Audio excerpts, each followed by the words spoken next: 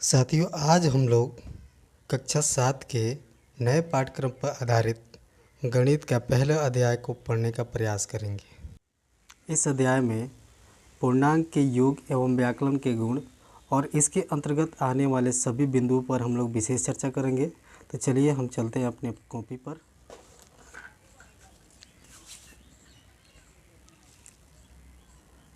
कक्षा 7 अध्याय 1 पूर्णांक का परिचय।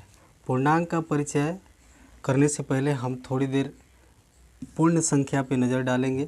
पूर्ण संख्या जो कि 0 से लेकर के अनंत तक की सभी संख्याओं को पूर्ण संख्या कहा जाता है। जैसा कि आप देख सकते हैं 0, 1, 2, 3, 4, 5, 6 और हमने यहाँ तक लिखा है। पूर्णांक संख्या क्या होती है? पूर्णांक संख्या संख्या रेखा पर ऋणात्मक और धनात्मक और शून्य को सम्मिलित किए हुए सभी संख्याओं को पूर्णांक संख्या कहा जाता है।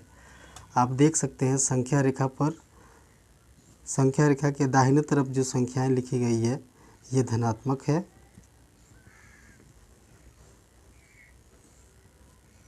ये धन संख्या है, धनात्मक है।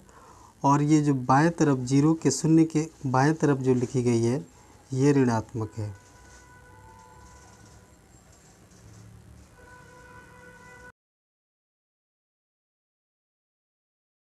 तो हम लोगों ने जाना कि पूर्णांक संख्या संख्या रेखा पर शून्य और धनात्मक और ऋणात्मक संख्याओं का एक समूह होता है। अब हम लोग आते हैं पाठ के अध्याय 1 पर। हम लोग को पढ़ना है पूर्णांकों के योग एवं व्याकलन के गुण।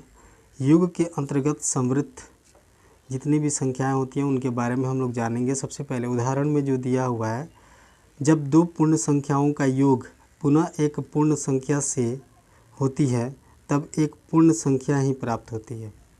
जैसा कि आप देख सकते हैं यहाँ पे 17 और जोड़ 24 को जोड़ने पर हमें प्राप्त संख्या 41 मिला है, जो कि ये दोनों पूर्ण संख्या हैं और दोनों के योग से बनी हुई संख्या भी एक पूर्ण संख्या है। ठीक इसी प्रकार जब दो पूर्णांक संख्याओं का योग किया जाता है तो पुनः एक पूर्णांक संख्या ही प्राप्त होती है।